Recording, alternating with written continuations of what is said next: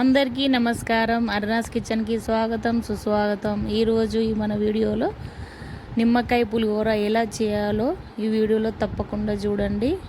ఎంతో టేస్టీగా చాలా టిప్స్తో సహా మీకు ఈ పులిహోర చూపించబోతున్నాను. ఈ వీడియోను తప్పకుండా చూడండి. ఎంత కలర్ఫుల్గా ఉన్నాయి నిమ్మకాయ పల్లి పులిహోర ఎలా చేయాలో ఈ వీడియోలో చూడండి తప్పకుండా. చాలా కలర్ఫుల్గా టేస్టీగా చాలా బాగా ఉంటుంది. తప్పకుండా చూడండి. అలా మంచిగా మనం చేసుకున్న మిశ్రమం మొత్తం కలుపుకోవాలి. నేను ఈ వీడియోలో కంపల్సరీ చూపిస్తాను. ఈ వీడియోలో చాలా టిప్స్ కూడా ఉంటాయి. ప్రతి ఒక్కటి ఎలా కలుపుకోవాలి, ఎలా వండుకోవాలి, అన్నము ఎన్ని రైస్కి ఎంత వాటర్ వేయాలి అన్నీ ఈ వీడియోలో తప్పకుండా చూపిస్తాను మీకు. వీడియో తప్పకుండా చూడండి. ఈ వీడియో పూర్తిగా చూడండి. ఫస్ట్ మనం ఇది చూడండి ఎలా ఎంత టేస్టీగా ఎంత కలర్ఫుల్గా ఉంటుందో. మీకు ఇది చేసుకొని తినేటప్పుడు చాలా టేస్టీగా ఉంటుంది. మన రైస్ ఎలా వండుకోవాలి, పులిహోర ఎలా చేసుకోవాలో కంపల్సరీ చూడండి ఈ వీడియోలో. ఫస్ట్ మనం నిమ్మకాయ పులిహోరకు కావాల్సిన ఐటమ్స్ చూపిస్తున్నాను. పల్లీలు, శనగపప్పు, నిమ్మకాయలు, పచ్చిమిర్చి, పసుపు, కరివేపాకు, ఎండుమిర్చి, జీలకర్ర, ఆవాలు, ఇవన్నీ ఇంగ్రీడియంట్స్ మనకు నిమ్మకాయ పులిహోరకు కావాల్సిన పదార్థాలు అన్నట్టు. ఇవి తప్పకుండా కావాలి. మన ఈ రైసు ఒక గ్లాస్ రైస్కు 2 గ్లాసుల వాటర్ పోసుకొని మనం కుక్కర్లో పెట్టుకోవాలి. ఆ కుక్కర్లో పెట్టేటప్పుడు మనం కొంచెం ఆయిల్ వేసుకోవాలి. కొంచెం ఆయిల్ వేసుకోవడం వల్ల ఏమవుతుందంటే అన్నం పొడిగా వస్తుంది. తర్వాత 1 స్పూన్ పసుపు వేసుకుంటే మనకు పులిహోర పోపులో వేయకుండా ఇలా వేస్తే ఏమవుతుందంటే రైస్కి మంచిగా పట్టుకొని చూడడానికి చాలా కలర్ఫుల్గా ఉంటుంది. తప్పకుండా ఇలా ట్రై చేయండి. ఈ గ్లాస్తో 1 గ్లాస్ రైసు, 2 గ్లాసుల వాటర్. నేను 2 గ్లాసుల రైస్ పెట్టుకున్నాను. తర్వాత మనం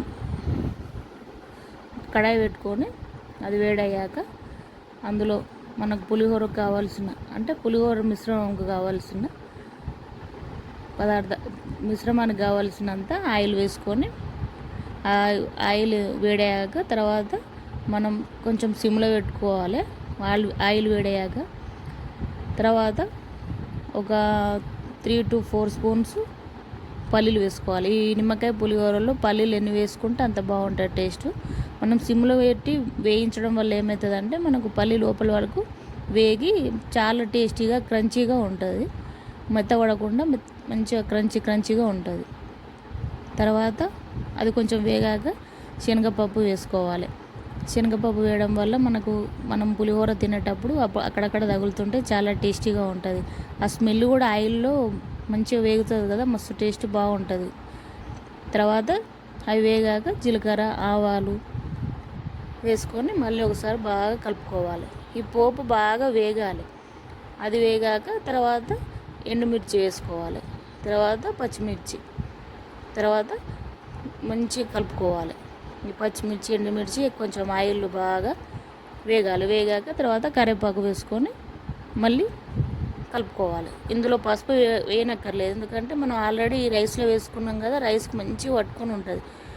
మీరే చూడండి ఈ వీడియోలో. ఫస్ట్ మీకు తమిళ్ పెట్టాను కదా, అందులో ఇలా కలర్ఫుల్గా వచ్చిందో చూడండి. ముందు వీడియోలో చాలా టేస్టీగా ఉంటుంది, చాలా కలర్ఫుల్గా ఉంటుంది.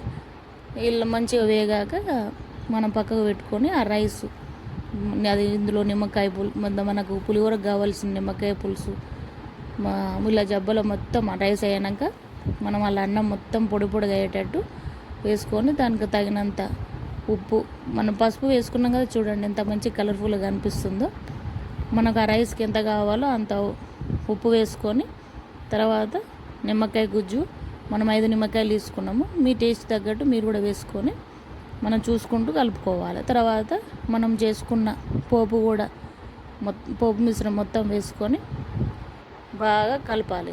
మొత్తం కింది మీదకి మొత్తం మనం ఫస్ట్ నిమ్మకాయ ఉప్పు వేసినాం కదా, అవి మొత్తం ఫస్ట్ అన్నం రైస్ మొత్తం పడేటట్లు కలుపుకోవాలి. కలిపినాక తర్వాత అప్పుడు కొంచెం టేస్ట్ చూడాలి. మనకు ఉప్పు, నిమ్మరసం మంచిగా సరిపోయిందా లేదా చూసుకొని తర్వాత సరిపోతే మళ్ళీ ఇంత ఉప్పు నిమ్మరసం వేసుకొని మళ్ళీ కలుపుకోవచ్చు. తర్వాత మనం వేయించుకున్న పోపు మిశ్రమం వేసుకొని, ఈ పోపులు మాత్రం అసలు పసుపు వేయలేదు, అయినా కూడా రైస్కి ఎంత పొడి పొడిగా ఎంత కలర్ఫుల్గా ఎంత బాగా కనిపిస్తుందో చూడండి.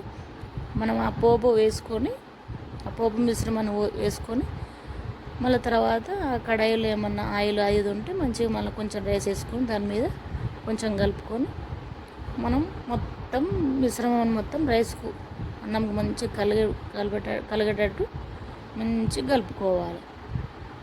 అలా మొత్తం మనం చేసిన మిశ్రమం మొత్తం ఆ రైస్కు పడేటట్టు మంచిగా కలుపుకోవడం వల్ల ఆయిల్లో మొత్తం ఇవి వేగాయి కదా, అవి టేస్ట్ అంతా రైస్కు పడుతుంది. మనం ఈ మొత్తం పులిహోర చేసుకున్నాక కొంచెం 10 మినిట్స్ తర్వాత తింటే మాత్రం చాలా టేస్టీగా సూపర్గా ఉంటుంది. దీనికి కాంబినేషన్ ఆలు ఫ్రై, గోకరకాయ ఫ్రై చాలా బాగుంటుంది, చాలా టేస్టీ కూడా ఉంటుంది. చూడండి ఎంత కలర్ఫుల్గా ఎంత టేస్టీగా ఉంటుందో. మీరు ట్రై చేసి చూడండి తప్పకుండా. మీరు ట్రై చేసి చూసి తప్పకుండా కామెంట్ పెట్టి నన్ను సబ్స్క్రైబ్ చేసుకోండి ప్లీజ్, దయచేసి. Thank you.